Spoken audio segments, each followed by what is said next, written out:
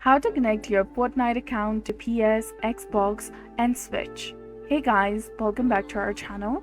So today in this video, I'm going to show you how you can connect your Fortnite account to your PlayStation, Xbox, or Nintendo Switch. In order to do this, you need to first open any browser and search for Epic Games. Now you have to hover over your profile in the top left corner. If you're not already logged in, sign in with the Fortnite account that you want to connect to another platform. Next, you need to go to Account Settings. Then, click on Apps and Accounts, which is on the left side. Make sure that you're on the Accounts tab, and if you're on Apps, switch over. Here you will see which services are already connected to your account.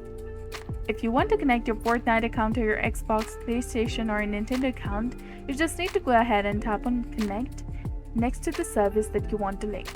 Finally, you will need to sign into your Nintendo Switch account. So that's how easy it is to connect your Fortnite account to your Xbox, PlayStation, or Nintendo Switch. So if you found this guide helpful, please like, share, and subscribe. Thanks for watching.